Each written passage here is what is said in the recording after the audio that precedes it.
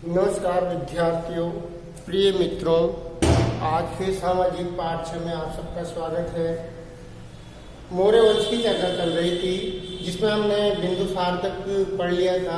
अब बिंदुसार के बाद जो शासक बने वह सम्राट अशोक थे, तो उनकी चर्चा करेंगे।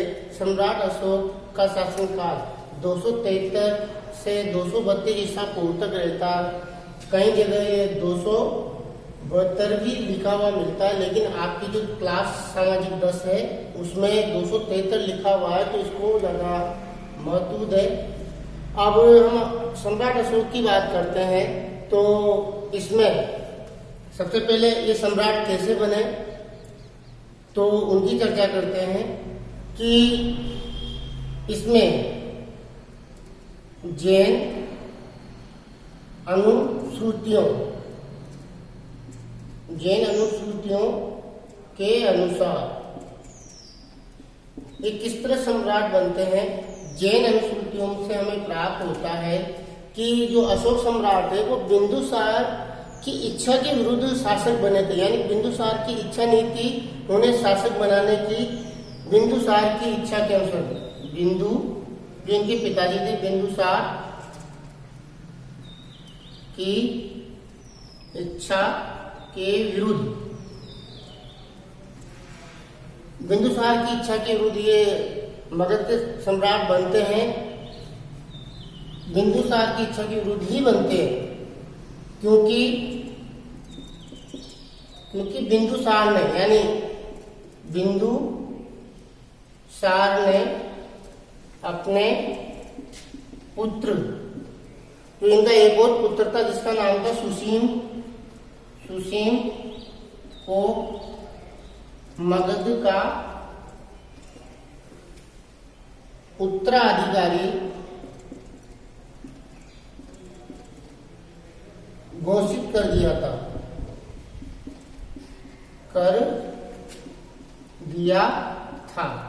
कहने का मतलब है सम्राट अशोक को नहीं बनाना चाहते थे, वो सम्राट किसको बनाना चाहते थे? सुसीम को ही, जो इनका एक पुत्र था। और उन्होंने, इनके पिताजी ने सुसीम को ही मगध का उत्तराधिकारी यानी अगला राजा घोषित कर दिया था। लेकिन अशोक ने सुसीम की हत्या कर यानी उन्होंने क्या किया, सुसीम की हत्या कर दी कर मगध का सम्राट बन गया।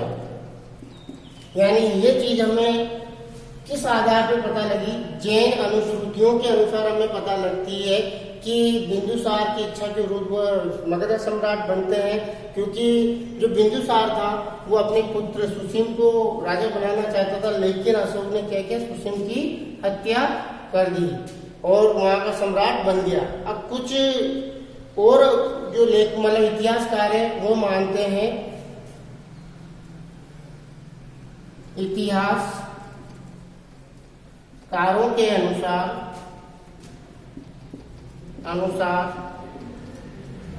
अशोक अपने 99 यानी इनके जो बिंदुसार के पुत्र थे 99 भाइयों का वध करके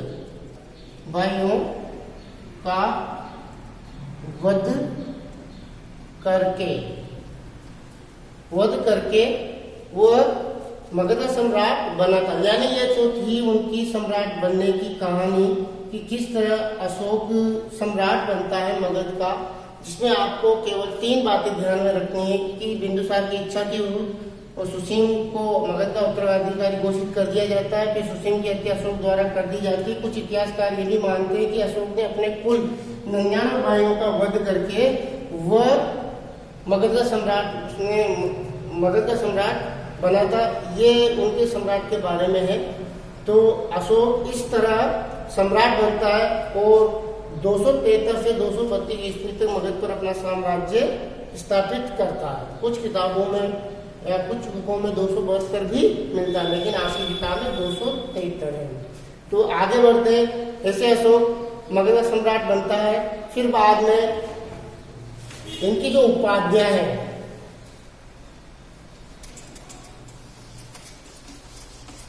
उपाधियों की चर्चा करें, नाम की चर्चा करें, तो अशोक के नाम व उपाधि, यानी क्या क्या नाम थे उसके और उसने कौन सी उपाधि धारण की थी। तो एक लेख मिलता है, मतलब एक शिलालेख मिलता है मास्की व गुर्जरा अभी लेखों में। ये कहां से प्राप्त हुए थे? दक्षिण भारत से। कहां से? दक्षिण भारत से। अभिलेखों में इसका नाम अशोक मिलता है, यानी मगध का जो सम्राट था उस पे जो 273 से 232 ईस्वी पूर्व जिसने शासन किया वो कौन था? अशोक था। इसकी जानकारी हमें मास्की और गुजरा अभिलेखों से मिलती है, जो दक्षिण भारत से प्राप्त हुए थे। और उपाधि की बात करें, ये तो है का नाम। अब उपाधि की बात करें अपन, तो उपाधि में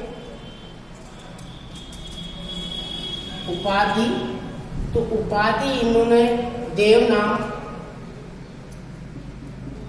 प्रिय और एक और उपाधि देवा नाम, प्रिय दस्यु की उपाधि धारण की। यानी कहने का मतलब है अशोक ने दो उपाधि, देव नाम प्रिय, एक देवा नाम प्रिय दस्यु की उपाधि धारण की थी। नाम अशोक उनका कहाँ मिलता है? मास्की और गुजरात अभिलेख में। ये नाम और उनके उपाधियों का मैंने यहाँ बताया है। एक बार फिर दोहरान करता हूँ कि अशोक नाम कहाँ मिलता है उनका, ये शिलालेख मास्की और गुजरात अभिलेखों में मिलता है, जो दक्षिण भारत से प्राप्त हुए, वहां पे अशोक इनका नाम मिलता है। और उपाधि की बात करें तो देवानाम प्रिय और देवानाम प्रियदर्शी उपाधि इन्होंने धारण की थी। अब आगे अशोक की हम बात करें, देखो बहुत इंपॉर्टेंट टॉपिक है जो मौर्य वंश में है। तो मौर्य वंश में यहाँ से प्रश्न पूछने की संभावना बहुत ज्यादा है। और इसमें मैंने बता रखा है जो पाठ है स्वर्णिम भारत प्रारंभ से लेकर 1206 ईस्वी तक, इससे 5 अंक के आपसे प्रश्न पूछे जाएंगे। तो ज्यादा संभावना अशोक, सम्राट अशोक से ही पूछी जाती है कि इतिहास में मौर्य वंश में सबसे ज्यादा फेमस या प्रसिद्ध जो शासक बना वो सम्राट अशोक ही था। तो इनके बारे में हम जो पढ़ रहे हैं वो सावधानी से ध्यान पूर्वक पढ़े। मैं आपकी किताब में जो लिखा हुआ है वो सब मैं आपको एक एक करके समझा दूंगा। अब आगे हम बात करें कि ये तो होगी अशोक की नाम और उपाधि। इससे पहले हमने अशोक के सम्राट बनने की स्थिति के बारे में जाना, किस तरह वो सम्राट बना। फिर आगे अगर अपन बात करते हैं तो इनकी पत्नी कौन थी, पुत्र और पुत्री, यानी इनके पुत्र और पुत्री और पत्नी के बारे में हम यहाँ चर्चा करेंगे कि एक राजकुमारी थी विदिशा, मतलब विदिशा एक जगह का नाम है। विदिशा की राजकुमारी, जो विदिशा की राजकुमारी है उसका उल्लेख मिलता है कि इनकी पत्नी विदिशा की राजकुमारी के साथ अशोक का विवाह होता है। विवाह होता है। पुत्र का नाम था महेंद्र व पुत्री संघमित्रा। देखो राजकुमारी का उल्लेख, विदिशा की राजकुमारी थी, उससे उनका विवाह होता है और उनके पुत्र का नाम मिलता है महेंद्र और उनकी पुत्री का नाम मिलता है संघमित्रा। देखो पत्नी तो विदिशा की राजकुमारी थी और इनके जो पुत्र की बात करें उनका नाम था महेंद्र और पुत्री का नाम था संघमित्रा। बाद में मतलब यही लिखता हूं बाद में, यानी हम आगे पढ़ेंगे कि बाद में जब अशोक के द्वारा बौद्ध धर्म स्वीकार कर लिया जाता है, उसका अनुयायी वो बन जाता है, तो वो बौद्ध धर्म के प्रचार के लिए अपने पुत्र और पुत्री को प्रचार के लिए भेजता है। बाद में, यहाँ लिखता हूं, बाद में अपने, यानी अपने पुत्र व पुत्री, यानी इन्हीं को, महेंद्र और संघमित्रा को बौद्ध धर्म के प्रचार के लिए श्रीलंका, जो श्रीलंका भेजता है। यानी ये ध्यान में रखना है आपको कि उसकी जो पत्नी का उल्लेख मिला वो विदिशा की राजकुमारी थी, उसके पुत्र और पुत्री थी जिसका नाम महेंद्र और संघमित्रा था, और वो इन्हीं को बाद में जब वो बौद्ध धर्म स्वीकार कर लेता है, पढ़ेंगे किस तरह वो बौद्ध धर्म स्वीकार करता है, लेकिन ये चीजें ध्यान में रखना कि बौद्ध धर्म के प्रचार के लिए श्रीलंका में भेजता है। किनको? पुत्र और पुत्री, जो महेंद्र और संघमित्रा थे। तो ये तो उनके पुत्र और पुत्री और पत्नी के बारे में। एक और हमें मिलता है, कुछ अभिलेखों में हमें ये जानकारी प्राप्त होती है कि उनकी पत्नी का नाम भी सामने आता है। तो उनकी पत्नी का नाम था कारुवाती। क्या नाम था? एक, यहां लिखता हूं, एक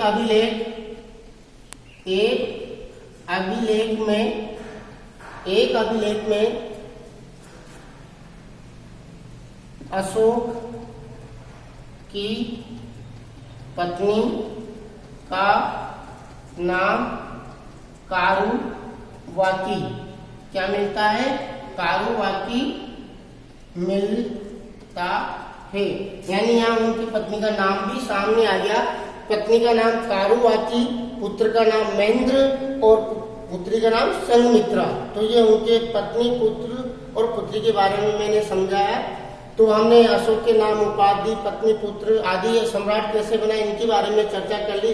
आगे बढ़ते हैं कि जब ये सम्राट बन जाते हैं तो किस तरह मगध साम्राज्य का विस्तार करते हैं, तो उसकी चर्चा कर लेते हैं। अब हम चर्चा करते हैं कि किस तरह वह सम्राट बनने के बाद मगध साम्राज्य का विस्तार करता है। मगध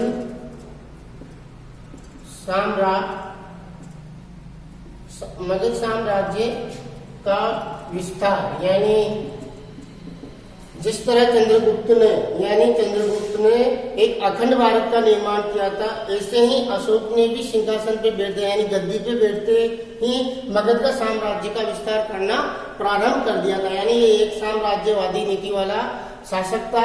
अब ये देखो, इसमें एक हमें मिलता है, एक अभिलेख है, उससे हमें जानकारी मिलती है कि अशोक द्वारा, यानी यहाँ पे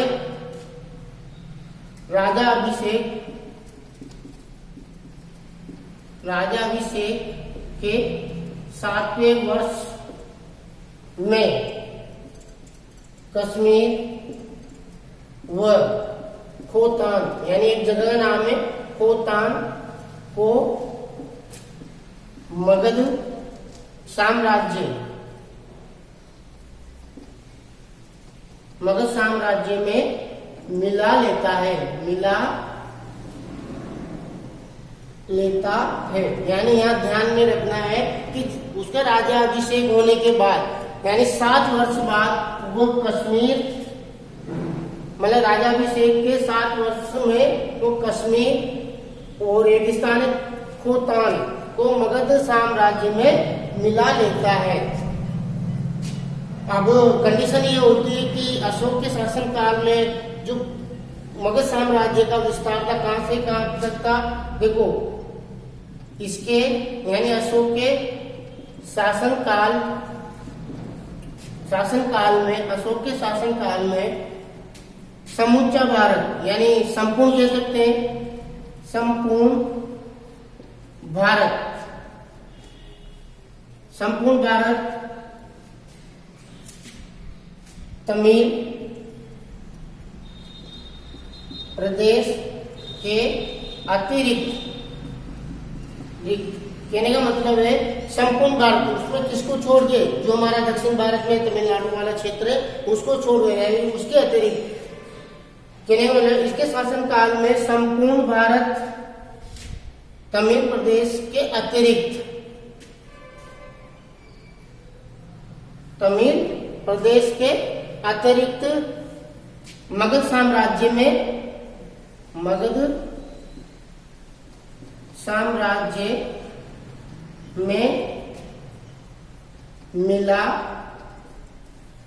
मिला लिया था, यानी मिला लिया था। यानी कहने का मतलब है उन्होंने संपूर्ण भारत को, यानी उत्तर से लेकर दक्षिण तक, केवल किसको छोड़ा, तमिलनाडु प्रदेश को, यानी उस समय इसको तमिल प्रदेश कहते थे, उसको छोड़कर संपूर्ण भारत का किसकी साम्राज्यवादी, मतलब किसका साम्राज्य था, मगध का, यानी अशोक का शासन वहां पर स्थापित हो गया था। ये नहीं, भारत ही नहीं, इसके शासन काल में मगध की सीमा अफगानिस्तान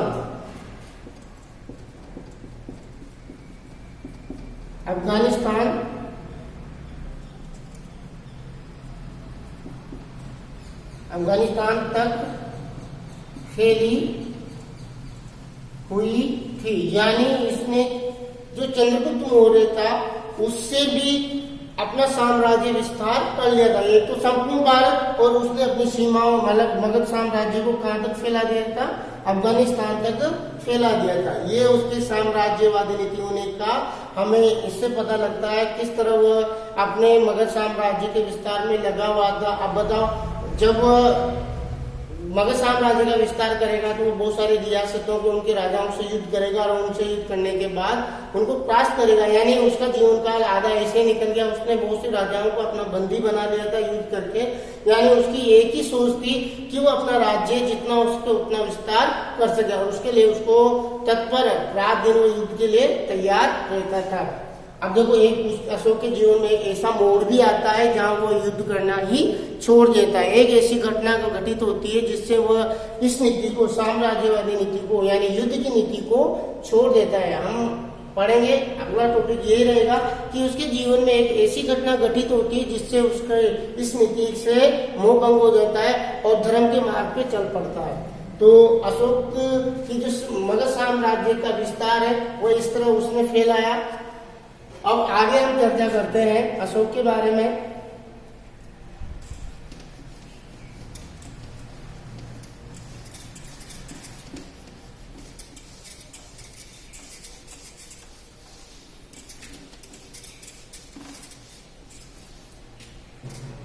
अब हम, मतलब अभी बात चल रही थी कि किस तरह उसने अपने साम्राज्य को बढ़ाया। फिर उसी साम्राज्य के विस्तार में एक ऐसी घटना घटित होती है, कलिंग युद्ध। मतलब एक जगह का नाम है कलिंग युद्ध, या कहो आक्रमण। यानी इस घटना से इसका हृदय परिवर्तन हो जाता है और ये युद्ध की नीतियां छोड़ देता है और धर्म के मार्ग पर बढ़ता है। ये देखो, अब इस घटना को समझते हैं कैसे होता है। कहने का मतलब है कलिंग युद्ध या कलिंग आक्रमण राजाभिषेक के 8वें वर्ष में, यानी इसका जो राजाभिषेक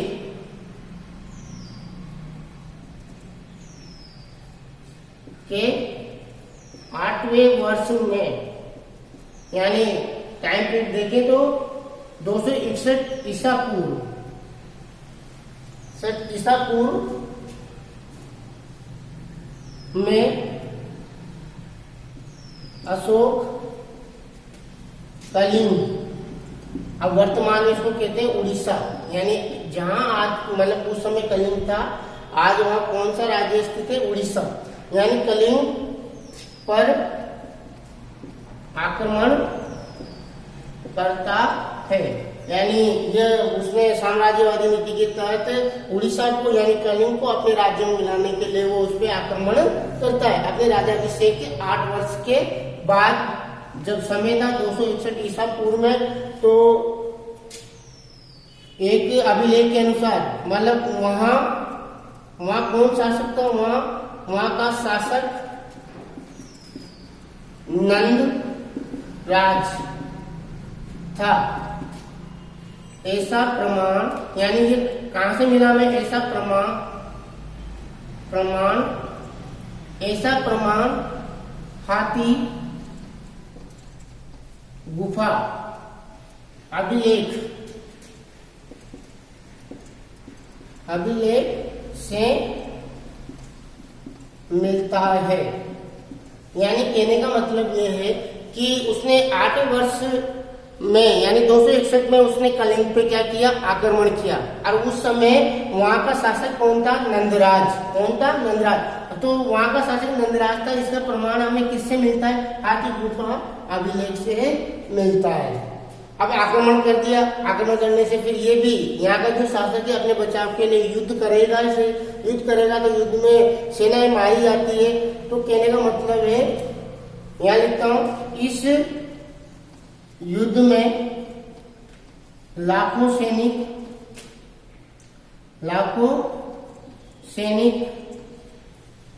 मारे गए।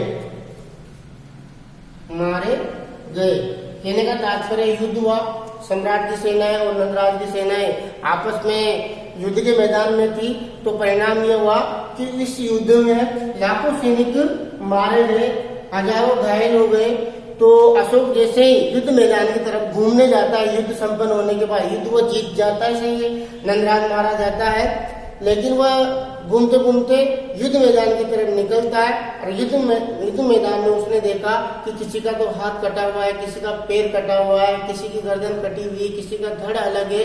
ऐसी स्थिति को देखकर उसका मन विचलित हो गया और वहीं से उसने ये साम्राज्यवादी नीति और युद्ध नीति को छोड़ देता है। इसके लिए हम कहते हैं, एक भेरी नीति कहते हैं इसको। क्या कहते हैं, मैं लिखूंगा, भेरी नीति कहते हैं। इस भेरी नीति को त्याग कर वो दम नीति अपना लेता है। दम नीति का मतलब आगे पढ़ेंगे कि वो धर्म का मार्ग अपना लेता है। मारे गए, जिससे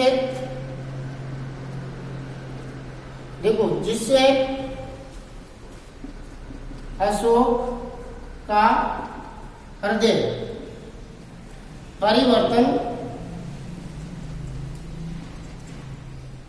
हो जाता है। मतलब युद्ध की जो स्थितियां बनी उसको देखकर उसका हृदय परिवर्तन हो गया। यानी उसने, कहने का मतलब अस्त्र शस्त्र सब क्या कर दिए, त्याग दिए और कसम खा ली कि अब किसी से युद्ध नहीं करेंगे। यानी जिससे अशोक का हृदय परिवर्तन हो जाता है और भेरी नीति को छोड़ कर धम नीति अपना लेता है।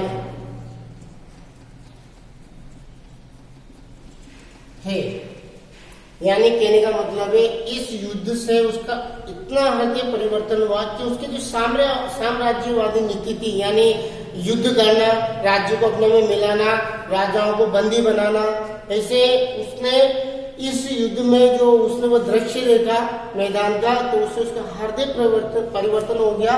और ये जो भेरी नीति है, कहने का भेरी नीति का मतलब यही है, युद्ध नीति। यानी युद्ध नीति, अब युद्ध नीति छोड़ेगा तो उससे पहले, सबसे पहले तो वो अस्त्र और शस्त्र चलाना छोड़ देगा। यानी उसने अस्त्र शस्त्र चलाना छोड़ दिया तो युद्ध करना भी खत्म हो गया। तो भेरी नीति उसने छोड़ के धम नीति का मतलब है धर्म का मार्ग अपना लिया।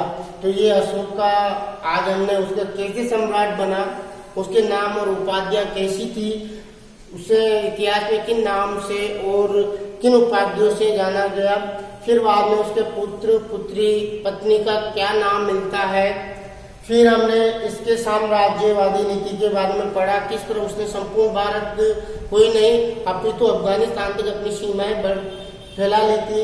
अब उसके बाद हमने देखा एक ऐसी घटना भी हुई, कलिंग युद्ध, जो 8वें वर्ष होती है अभिषेक के, यानी राजा बनने, अभिषेक का मतलब राजा बनने के 8 वर्ष बाद उसने कलिंग पर आक्रमण किया था, जब समय था 261 ईसा पूर्व।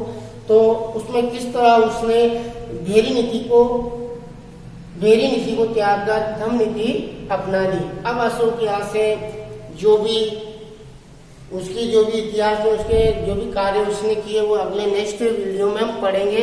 यहाँ तक के नोट्स में अभी आपको जो आज पढ़ा उनके नोट्स में बताता हूँ, उनको आप पॉज करके या स्क्रीनशॉट लेके देख लें और अपनी कॉपी में उतार लें।